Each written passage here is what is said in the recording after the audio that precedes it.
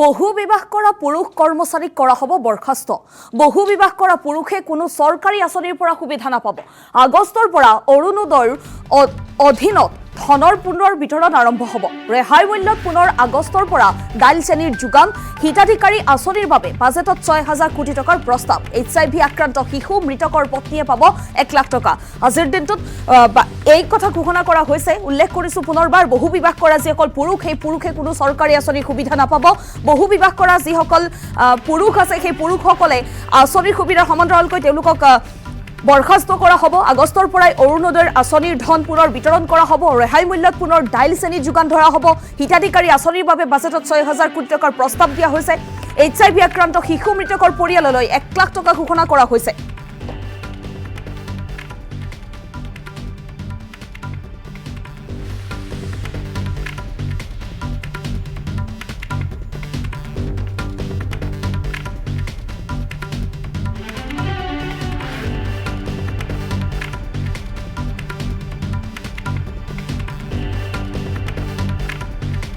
ধ্বজাবাহী আঁচনি হৈছে নিযুক্তিৰ নতুন দিগন্ত, অতিৰিক্ত ২ লাখ নিযুক্তিৰ লক্ষ্য। অধ্যক্ষ মহোদয়, আমাৰ চৰকাৰে ১ লাখ নিযুক্তিৰ প্ৰতিশ্ৰুতি দিছিল আৰু আমি সেই প্ৰতিশ্ৰুতি ইতিমধ্যে অতিক্ৰম কৰি বিগত ৫ বছৰত ১,৬৪,০০০তকৈ অধিক চৰকাৰী চাকৰি প্ৰদান কৰিছোঁ। এই ধাৰাবাহিকতা অক্ষুণ্ণ ৰাখি আমি এতিয়া নিযুক্তি প্ৰদানৰ পৰৱৰ্তী পৰ্যায়ত উপনীত হৈছোঁ। অনাগত ৫ বছৰত চৰকাৰী বিভাগ, বিশ্ববিদ্যালয়, চিকিৎসা মহাবিদ্যালয়, আইনগত সংস্থা, ছ'চাইটি, ষষ্ঠ অনুসূচিত অন্তৰ্গত পৰিষদ আৰু সৰহ পৰিমাণে ৰাজহুৱা অংশীদাৰিত্ব থকা কোম্পানী আদি সামৰি ৰাজহুৱা খণ্ডত ৰাজ্যখনত ২ লাখ নিযুক্তি প্ৰদানৰ লক্ষ্য স্থিৰ কৰা হৈছে। এই লক্ষ্যৰে এক বিস্তৃত পৰিকল্পনা প্ৰস্তুত কৰাৰ বাবে মুখ্য সচিবৰ সভাপতিত্বত এক বিশেষ টাস্ক ফ'ৰ্চ গঠন কৰা হৈছে। প্ৰাথমিক পৰ্যায়ত আৰু অধিক খালী পদ সৃষ্টিৰ লক্ষ্যৰে গ্ৰহণ কৰা এই পদক্ষেপে বৰ্তমান কৰ্মচাৰীসকলক সময়মতে পদোন্নতি দিয়াত সহায় কৰিব। আৰক্ষী বাহিনী, ভূ ৰাজহ কৰ্মচাৰী, শিক্ষানুষ্ঠান, স্বাস্থ্যসেৱা প্ৰতিষ্ঠান, বন আৰু ৰাজহ উপাৰ্জনকাৰী বিভাগসমূহত নতুন পদৰ সৃষ্টিৰ কথাও আমি বিবেচনা কৰিম। সংকল্প পত্ৰত উল্লেখিত প্ৰতিশ্ৰুতি অনুসৰি এই চৰকাৰৰ সময়ছোৱাতে ৰাজ্যখনৰ নৱপ্ৰজন্মৰ বাবে নিয়োগৰ অধিক সুযোগ সৃষ্টি কৰাৰ বাবে আমি দায়বদ্ধ। সৰ্বাংগীন আৰু কল্যাণমুখী সেৱাৰ ভাগীৰথী যাত্ৰা, সামগ্ৰিক কল্যাণ সাধনা। অধ্যক্ষ মহোদয়, আমি বিশ্বাস কৰোঁ যে যোগ্যজনৰ কল্যাণ সাধন কৰাটোৱে আমাৰ একমাত্ৰ উদ্দেশ্য নহয়। কল্যাণৰ লগে লগে সমাজৰ সকলো শ্ৰেণীৰ জনসাধাৰণক সামৰি লোৱা দৃষ্টিভংগী, সততা আৰু নৈতিক প্ৰমূল্যসমূহকো সুদৃঢ় হ'ব লাগিব। এই উদ্দেশ্য আগত ৰাখি আমি অতি প্ৰণালীবদ্ধভাৱে এলানি পদক্ষেপ গ্ৰহণ কৰিছোঁ। আধাৰ ভিত্তিক প্ৰমাণীকৰণকে ধৰি ডিজিটেল ইনফ্ৰাষ্ট্ৰাকচাৰৰ পৰা DBT স্কিমছৰ অধীনত একত্ৰিত ডিজিটেল হিতাধিকাৰী গাঁথনিৰ জৰিয়তে সকলো হিতাধিকাৰীমুখী আঁচনি প্ৰদান কৰা হ'ব। অধ্যক্ষ মহোদয়, মহিলা সবলীকৰণৰ আৰু লিংগ সমতা সুদৃঢ় কৰাৰ অৰ্থে বহু বিবাহত লিপ্ত হোৱা কোনো পুৰুষে কোনো চৰকাৰী কল্যাণমুখী আঁচনিৰ অধীনত সুবিধা লাভৰ বাবে যোগ্য বিবেচিত নহ'ব। ইয়াৰ উপৰি মহিলা সবলীকৰণ, লিংগ বৈষম্য দূৰ কৰা আৰু এক সুস্থ পাৰিবাৰিক পৰিৱেশ গঢ়াৰ দৃঢ় সংকল্পৰ সৈতে সংগতি ৰাখি আমাৰ চৰকাৰে অসম সেৱা অনুশাসন আৰু আবেদন নিয়মাৱলী ২০৬৪ সংশোধন কৰাৰ এক প্ৰস্তাৱ কৰিছে। এই নিয়ম অনুসৰি কোনো চৰকাৰী কৰ্মচাৰীয়ে বহুবিবাহ কৰা বুলি প্ৰমাণ হ'লে তেওঁক আইনমতে চাকৰিৰ পৰা বৰখাস্ত কৰা হ'ব। সততা আৰু দায়িত্বশীল নাগৰিকৰ প্ৰসাৰৰ অৰ্থে মই প্ৰস্তাৱ কৰোঁ, যিকোনো অপৰাধমূলক আইনৰ অধীনত দোষী সাব্যস্ত কৰা কোনো ব্যক্তিয়ে অধিসূচিত চৰকাৰী কল্যাণমূলক আঁচনিৰ সুবিধা লাভ কৰাৰ বাবে যোগ্য বিবেচিত নহ'ব। বিধানসভাৰ নিৰ্বাচন প্ৰক্ৰিয়াৰ সময়ত নিয়মীয়া বাজেট উত্থাপন কৰিব নোৱাৰাৰ বাবে প্ৰাপ্ত নোহোৱা কল্যাণকামী আঁচনিসমূহৰ সুবিধা আমি অহা আগষ্ট মাহৰ পৰা পুনৰ আৰম্ভ কৰিম। অৰুণোদয় আমাৰ ৰাজ্যখনৰ আটাইতকৈ বৃহৎ সামাজিক সাহায্য আঁচনি আৰু ই হৈছে অসমৰ আটাইতকৈ বেছি স্বীকৃতিপ্ৰাপ্ত কল্যাণমূলক পদক্ষেপসমূহৰ ভিতৰত অন্যতম।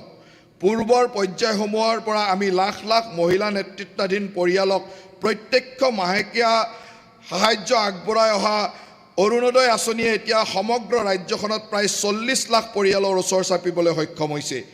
ই পৰিয়ালসমূহৰ পৰিচয়ৰ প্ৰতীক আৰু সৰ্বাংগীন কল্যাণৰ প্ৰতি আমাৰ চৰকাৰৰ প্ৰতিশ্ৰুতিবদ্ধতাৰ চিন হৈ পৰিছে। আগষ্ট মাহৰ পৰা অৰুণোদয়ৰ অধীনত ধন বিতৰণ পুনৰ আৰম্ভ হ'ব। একে সময়তে ইয়াৰ লাভালাভ আটাইতকৈ যোগ্য পৰিয়ালসমূহে লাভ কৰাটো নিশ্চিত কৰিবলৈ আমাৰ চৰকাৰে যোগ্য হিতাধিকাৰীৰ অন্তৰ্ভুক্তি কৰা আৰু অযোগ্য হিতাধিকাৰীক বাদ দিয়াৰ লেখীয়া স্বচ্ছ আৰু নিৰন্তৰ প্ৰক্ৰিয়াৰ জৰিয়তে এই আঁচনিখন শক্তিশালী কৰি ৰাখিব।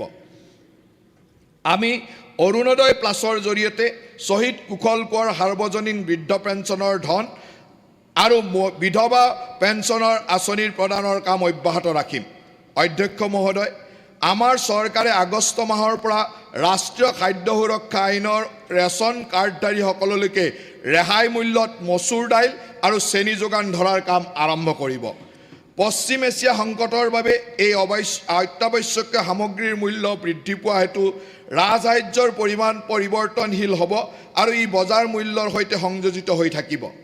আমি সঠিক সময়ত সৰিয়হ তেলকো এই সামগ্ৰীৰ তালিকাত অন্তৰ্ভুক্ত কৰাৰ সম্ভাৱনীয়তা সম্পৰ্কে পৰীক্ষা কৰি চাম। সৰিয়হ তেলৰ ক্ষেত্ৰত আমাৰ চৰকাৰৰ অগ্ৰাধিকাৰ হ'ব স্থানীয়ভাৱে উৎপাদিত সৰিয়হ তেলৰ প্ৰচাৰ আৰু প্ৰসাৰ ঘটোৱা আৰু আমাৰ অন্নদাতাসকলক সহায় কৰা।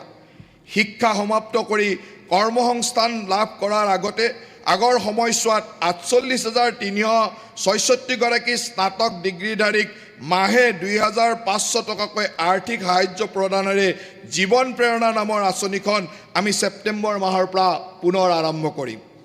2026-27 শিক্ষাবৰ্ষত মুখ্যমন্ত্ৰীৰ নিযুত মইনা আঁচনিৰ অধীনত সাহায্যৰ ধন হস্তান্তৰ প্ৰক্ৰিয়া 2026 চনৰ অক্টোবৰ মাহৰ পৰা আৰম্ভ হ'ব। শিক্ষাৰ্থীসকলে আগষ্ট মাহৰ পৰা আবেদন পত্ৰসমূহ পূৰণ কৰিব পাৰিব। মই অত্যন্ত আনন্দৰে ঘোষণা কৰোঁ যে এতিয়াৰে পৰা মুখ্যমন্ত্ৰীৰ নিযুত বাবু আঁচনিখনো চৰকাৰৰ এখন নিয়মীয়া আঁচনি হ'ব। এতিয়ালৈকে আমি এই দুইখন আঁচনিৰ অধীনত 5,46,479 গৰাকী শিক্ষাৰ্থীক 374 কোটি টকা বিতৰণ কৰিছোঁ। 2026-27 বৰ্ষৰ এই আঁচনিৰ জৰিয়তে উপকৃত হ'বলগীয়া শিক্ষাৰ্থীৰ সংখ্যা প্ৰায় 5,30,718 গৰাকী। এই বছৰ ডক্টৰ বাণীকান্ত কাকতি মেধা বঁটাৰ অধীনত প্ৰায় 18,000 শিক্ষাৰ্থীয়ে স্কুটি লাভ কৰিব।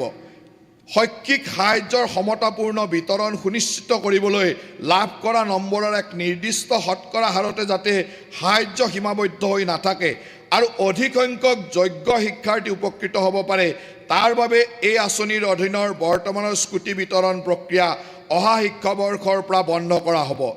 ইয়াৰ অধীনত উপলব্ধ ধন নিযুত মাইনা আৰু নিযুত বাবু আঁচনিৰ দুখনৰ শক্তিশালীকৰণ আৰু সম্প্ৰসাৰণৰ ক্ষেত্ৰত ব্যৱহাৰ কৰা হ'ব। আগষ্ট মাহৰ পৰা মই অসমৰ নৱবৈষ্ণৱ ধৰ্মীয় পৰম্পৰাক আধ্যাত্মিক গুৰু আৰু সত্ৰ পৰিচালনাৰ অবিচ্ছেদ্য অংগস্বৰূপ 621 গৰাকী উদাসীন ভকতৰ মাহিলী 1,500 টকাৰ আৰ্থিক সাহায্য প্ৰদানৰ পুনৰ আৰম্ভ কৰিম। আমাৰ চৰকাৰে মুখ্যমন্ত্ৰীৰ কৃষি সা-সঁজুলি যোজনাৰ জৰিয়তে ক্ষুদ্ৰ আৰু উপান্ত কৃষকসকলক সাহায্য প্ৰদান ব্যৱস্থা অব্যাহত ৰাখিছে।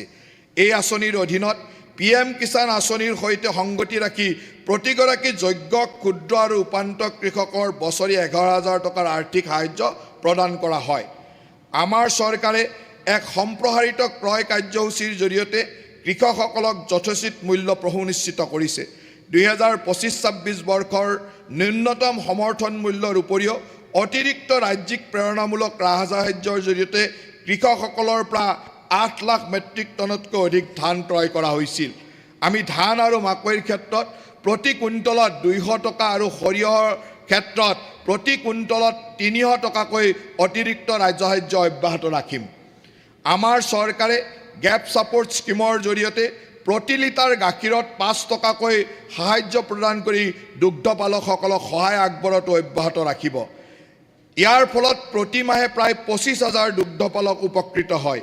এই আঁচনি ৰূপায়ণৰ ফলস্বৰূপে সংগঠিত খণ্ডৰ দ্বাৰা দুগ্ধ ক্ৰয়ৰ পৰিমাণ প্ৰতিদিনে 97,554 লিটাৰৰ পৰা